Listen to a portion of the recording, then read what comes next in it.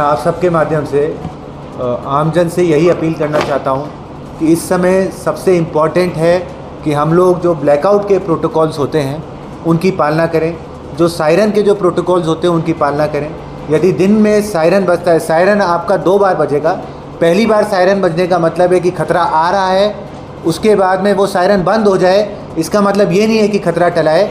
खतरा जब टल जाएगा तब दूसरी बार सायरन बजेगा। तो जब पहली बार सायरन बजना चालू होता है, यदि वो दिन का समय है, तो आप सब जो है एक शेल्टर ढूंढ के, जहाँ पे आप डेब्रीज से, जहाँ पे प्रोजेक्टाइल से आप सेफ रहें, इस तरह का शेल्टर ढूंढ के आप जाएं उसके अंदर, और जब सेकंड सायरन बजे तब निकलें। यदि यही चीज़ जो है रात को सायरन बजता है, तो आप लोगों से निवेदन है कि शेल्टर में जाने से पहले अपनी जितनी भी लाइटें हैं वो सारी की सारी लाइटें स्विच ऑफ करें। मेरा आप सबसे यही अपील है, आपके जो घर की खिड़की हैं, कोई कांच वाले दरवाजे हैं, सबको आप या तो जो थिक वाला कर्टेन होता है उससे ढक लें, या कोई काला पेंट करना है कर लें, ताकि किसी भी प्रकार की लाइट बाहर ना जा सके। जो भी आपके बैंक्स हैं, बैंकों के ATM हैं, प्राइवेट ऑफिसेज़ हैं, कोई भी इस प्रकार की बिल्डिंग्स हैं, तो वहाँ पर आप लोग शाम को ऑफिस छोड़ने से पहले कृपया सभी प्रकार की लाइटें बंद कर लें।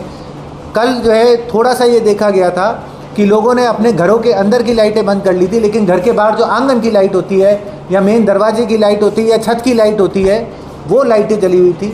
मैं आपको सेंसिटाइज करना चाहता हूँ कि इस तरह की सिचुएशन में यदि एक भी लाइट जल रही है तो उससे ना केवल आपकी और आपके परिजनों की, बल्कि हज़ारों लोगों की जान जो है खतरे में आ सकती है।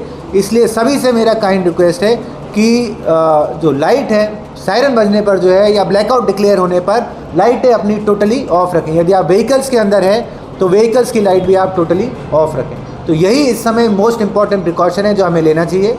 किसी भी प्रकार की अफवाह के अंदर हमें कोई यकीन नहीं करना चाहिए। जो भी सूचना है भारत सरकार के द्वारा, राज्य सरकार के द्वारा, जिला प्रशासन के द्वारा, सब आपको जो है ऑफिशियल चैनल्स के माध्यम से दी जा रही है। हमने हमारे कंट्रोल रूम के नंबर भी प्रकाशित किए हैं। पुलिस के कंट्रोल रूम का भी नंबर 100 है। यदि आपको किसी भी सूचना की कोई वेरासिटी आपको जो है वेरीफाई करनी है, तो आप हमारे कंट्रोल रूमों के ऊपर फ़ोन करके भी पूछ सकते हैं। अन्यथा हमारी सोशल मीडिया हैंडल्स हो गए या जो ऑफिशियल चैनल्स हो गए, इनके माध्यम से भी सूचना को जो है वेरीफाई कर सकते हैं।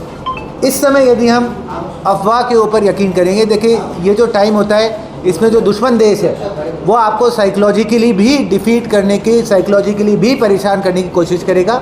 और उसका एक बहुत इम्पॉर्टेंट चैनल होता है अफवाहें विभिन्न प्रकार की जो है प्रसारित करना, ताकि सरकार और प्रशासन की जो मशीनरी है, जो अपनी जो एनर्जी इस समय दुश्मन से फाइट करने में लगनी चाहिए, वो फिर इन अफवाहों को टैकल करने में, इससे होने वाले इम्पैक्ट में लग जाती है, और हमारा जो रिस्पॉन्स है वो कमज़ोर हो जाता है। इसीलिए मेरा आप सबसे यही रिक्वेस्ट है, किसी भी प्रकार की कोई अफवाह के ऊपर आप ध्यान ना दें। हमारे कंट्रोल रूमों से आप जो है फ़ोन करके सारी चीज़ों को वेरीफाई कर सकते हैं। सर, कंफ्यूजन स्कूल कॉलेजेस को लेकर के, केवल स्कूलें बंद हैं, कब तक बंद है? कॉलेज बंद है, कब तक बंद है? स्कूल और कॉलेजेस दोनों बंद हैं। कल हमने रात को इसका आदेश निकाला था और ये अग्रिम आदेशों तक बंद है।